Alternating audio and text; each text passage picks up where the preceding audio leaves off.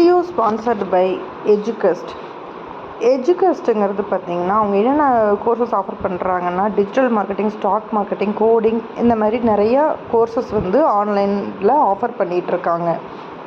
இது ஸ்டூடெண்ட்ஸோட லைவ் ப்ராஜெக்ட்டுக்கு நிறையவே யூஸ்ஃபுல்லாக இருக்குதுன்னு சொல்கிறாங்க. இந்த கோர்ஸ் பார்த்திங்கன்னா தமிழ்லேயும் இருக்குது, இங்கிலீஷ்லேயும் இருக்குது. இந்த ஆஃபர்லேயே சர்டிஃபிகேட்டும் ப்ரொவைட் பண்ணுறாங்க. ஸோ எல்லோரும் யூஸ் பண்ணிக்கோங்க. இந்த எஜுகஸ்ட்டுக்கான வெப்சைட் நான் டிஸ்கிரிப்ஷனில் கொடுக்குறேன். காப்பி பண்ணி நீங்கள் பார்த்துக்கோங்க. அந்த வெப்சைட்குள்ளே போனீங்கன்னா எல்லா இன்ஃபர்மேஷனும் இருக்கும். ஸோ அதை போட்டு நீங்கள் தெரிஞ்சுக்கலாம். The struggle to find courses that truly speak your language, it's finally over. Welcome to EduQuest, where learning is made just for you.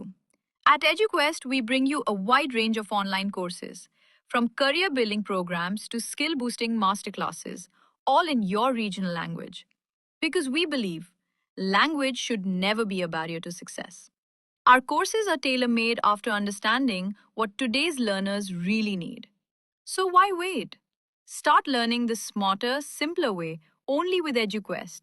Visit eduquest.courses and explore your next course today. And hey, don't miss out on our exciting offers and promotions. விவசாயி, அவரது மகன் மற்றும் அவரது கழுதை. ஒரு காலத்தில் ஒரு விவசாயிக்கு ஒரு கழுதை இருந்தது. ஒரு நாள் விவசாயிக்கு வாழ்க்கைக்கு பணம் தேவைப்பட்டது. அவர் தனது கழுதையை அருகிலுள்ள சந்தையில் விற்க நினைத்தார். விவசாயியும் அவரது மகனும் கழுதையை சந்தைக்கு அழைத்துச் செல்ல முடிவு செய்தனர். வழியில் ஒரு வயதான மனிதர் அவர்களை பார்த்து கழுதை சுதந்திரமாக நடப்பதை கவனித்தார். அவர்களில் ஒருவர் கழுதையின் மீது அமர்ந்து சந்தைக்கு பயணிக்க வேண்டும் என்று விவசாயியிடம் கூறினார்.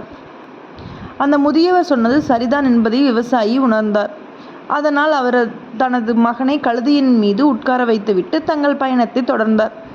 இருப்பினும் சில பெண்கள் இதை பார்த்து, அந்த சிறுவன் கழுதையின் மீது பயணிப்பதை பாருங்கள், என்ன ஒரு அவமானம் என்று கருத்து தெரிவித்தனர். வெட்கப்பட்டு விவசாயி கழுதையின் மீது உட்கார முடிவு செய்து தன் மகனை அருகில் நடக்கச் சொன்னான்.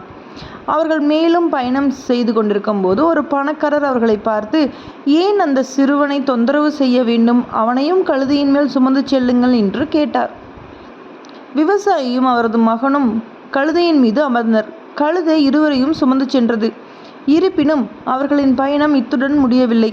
ஒரு இளம் அரசாங்க அதிகாரி அவர்களை பார்த்து, முட்டாள்களே, ஏன் விலங்கை காயப்படுத்த வேண்டும் என்று திட்டினார்.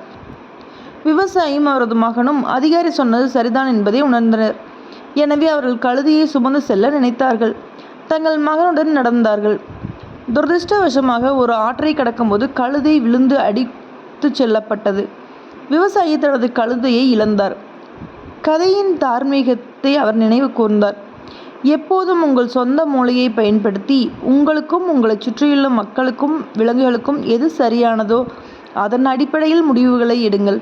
அன்றிலிருந்து விவசாயி தான் கற்றுக்கொண்ட பாடத்தை ஒருபோதும் மறக்கவில்லை.